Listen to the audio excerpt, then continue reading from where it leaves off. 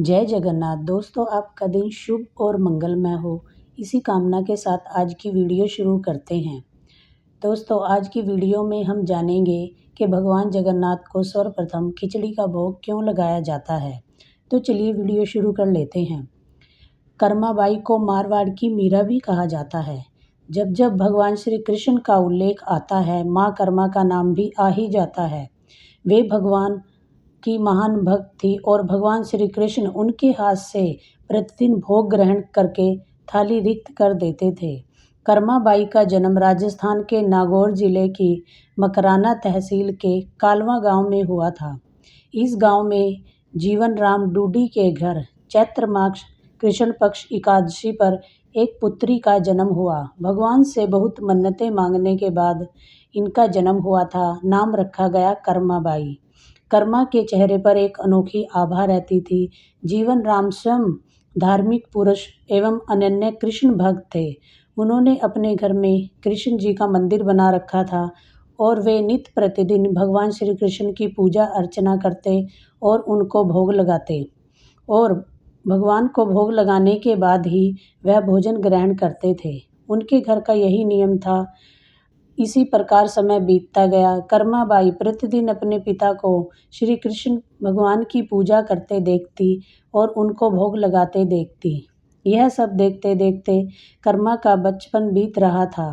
अंत बचपन से ही उस नन्ही कर्मा ने भक्ति भाव के संस्कार थे। इन्हीं संस्कार के बीच पलते बढ़ते कर्मा 13 वर्ष की हो गई। एक बार जीवन राम को कार्तिक पूर्णिमा स्नान के लिए पुष्कर जाना था। उनकी पत्नी भी उनके साथ जा रही थी।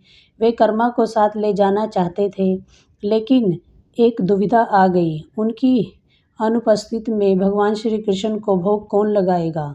उन्होंने कर्मा को यह जिम्मेदारी सौंप दी और बोले, बेटी, हम दोनों पुष्कर स्नान के लिए जा रहे हैं। तुम सुबह भगवान को भोग लगाना और उसके बाद ही भोजन ग्रहण करना। कर्मा ने यह जिम्मेदारी सहज स्वीकार कर ली।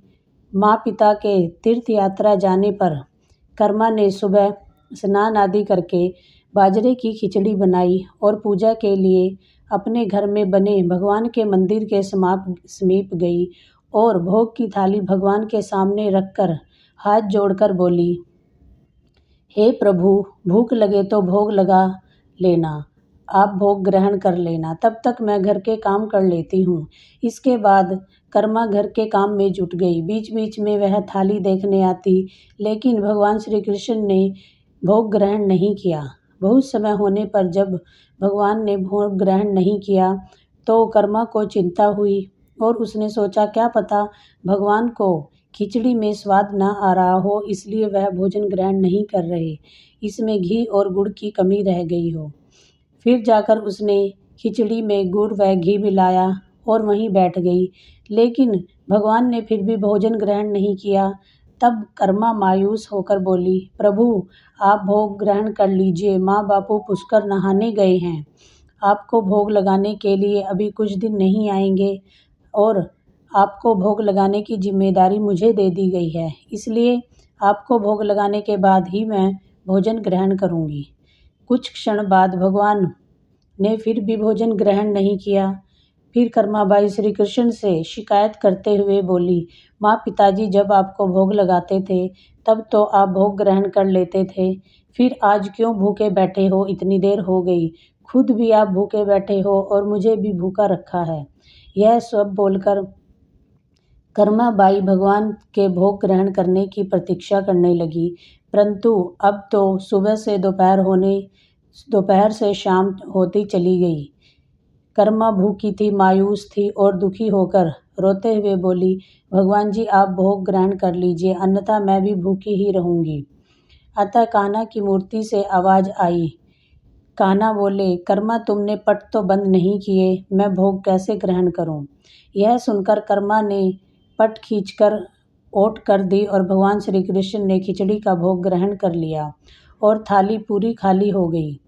कर्माबाई ने पलट कर देखा तो भोग की थाली में भोग रिक्त हो गया था। तब कर्मा बोली, भगवान, इतनी सी बात थी तो पहले बता देते, खुद भी भूखे बैठे और मुझे भी भूखा रखा। इसके बाद कर्मा ने खिचड़ी खाई। अब तो प्रतिदिन कर्माबाई खिचड़ी बनाती और कान्हा जी के प्रतिदिन भोग ग्रहण करने आते। इसी बीच कर्मा ने सोचा कि सबसे पहले कान्हा जी का भोग लगा देना चाहिए, क्या पता उन्हें जल्दी भूख लग जाती हो। घर की साफ सफाई, नहाने धोने के कारण भगवान के भोग में देर हो जाती हो। फिर वह सबसे पहले उठकर बिना कोई कार्य पूरा किए भोग बनाती और प्रभु को भोग लगा देती। कर्माबाई अपने दिन भर के कार्य करती रहती। कुछ दिनों बाद उसके माँ बापू तीर्थ से लौटे और आते ही पिता ने अपनी लाडली पुत्री से पूछा, बेटी तुमने किसी भी दिन भगवान को भूखा तो नहीं रखा। कर्मा बोली, नहीं पिताजी, मैंने भगवान जी को प्रतिदिन भोग लगाया। फिर कर्माबाई की माता किसी काम से रसोई में गई तो उसने देखा जाते समय गुड़ का मटका पूरा भरा हुआ था, अब खाली कैसे हो गया। उन्होंने कर्मा को बुलाया और पूछा, बेटी गुड़ कहाँ है।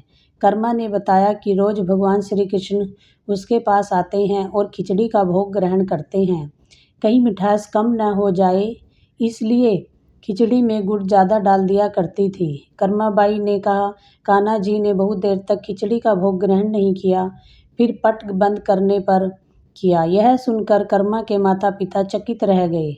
वह जिन ईश्वर के आशीर्वाद प्राप्त करने हेतु इतनी दूर पुष्कर यात्रा पर गए थे, जिन्हें पाने के लिए लोग न जाने क्या क्या करते हैं, वे भगवान उनकी बेटी के हाथ से उन्हीं के घर में खिचड़ी का भोग ग्रहण करते हैं, यह कैसे संभव है।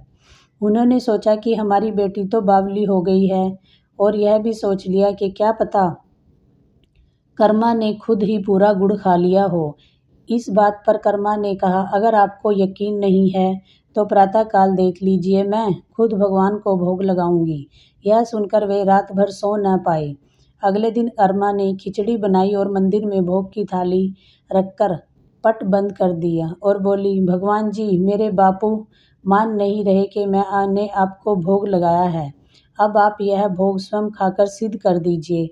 ऐसा कभी नहीं हो सकता कि सच्चे भक्त की पुकार भगवान ना सुने और उनको आना ही पड़ता है।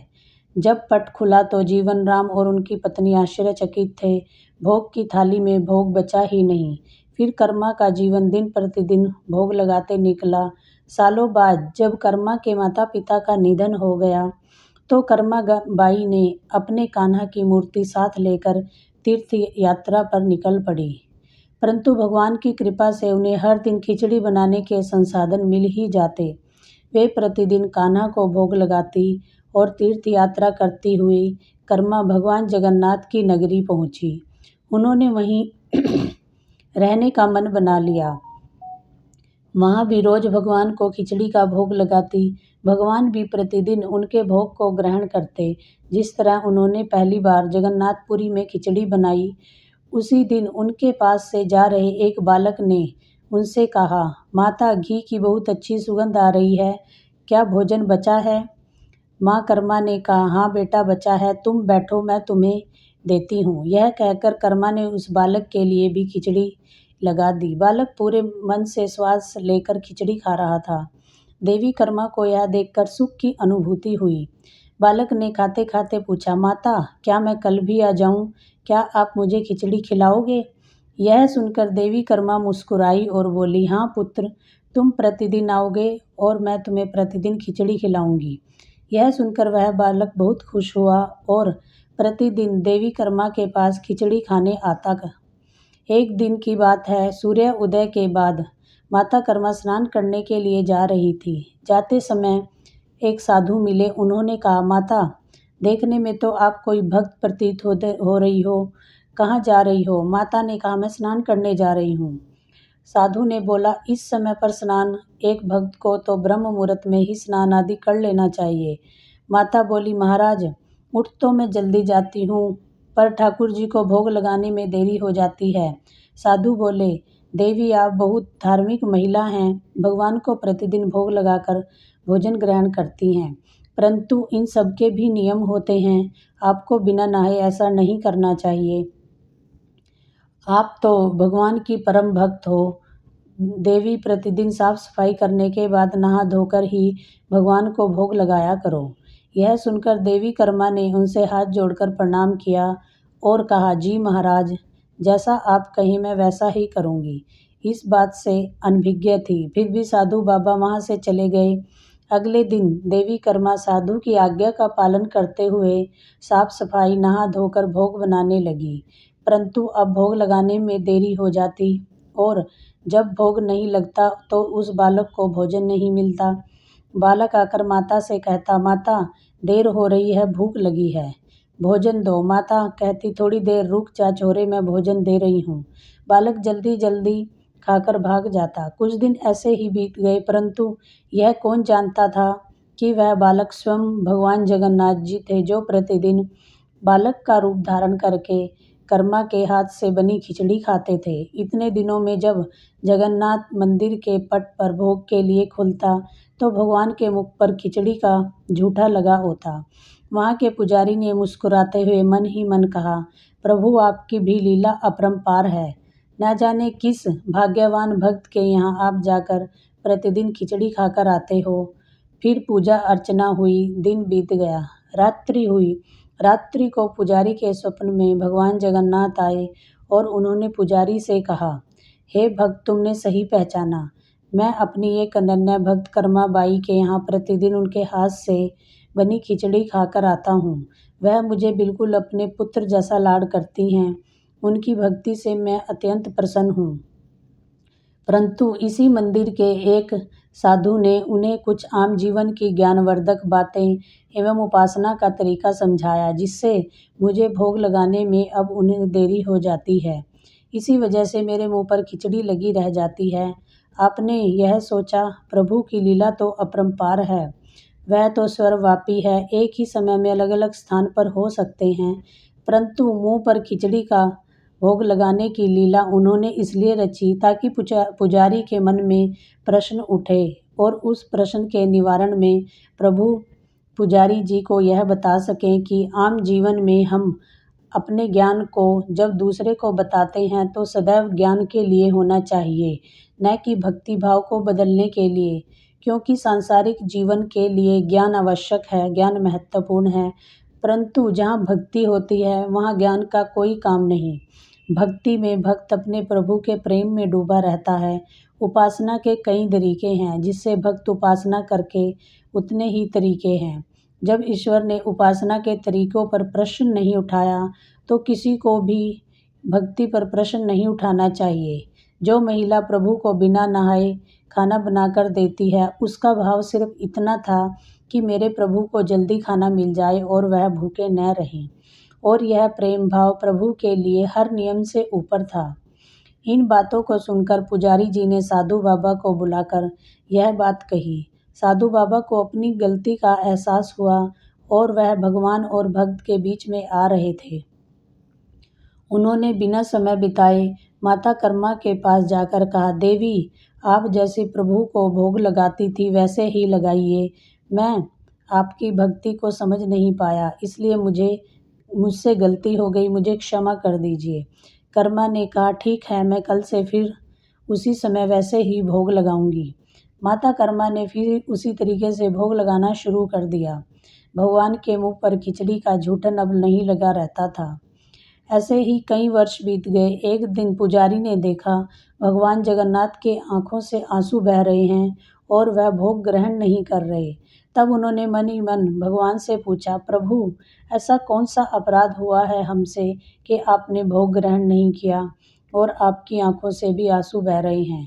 परंतु यदि हमसे कोई अपराध हुआ है तो हमें क्षमा करें और भोग ग्रहण करें। आपके भक्त जन प्रसाद के लिए प्रतीक्षा कर रहे हैं।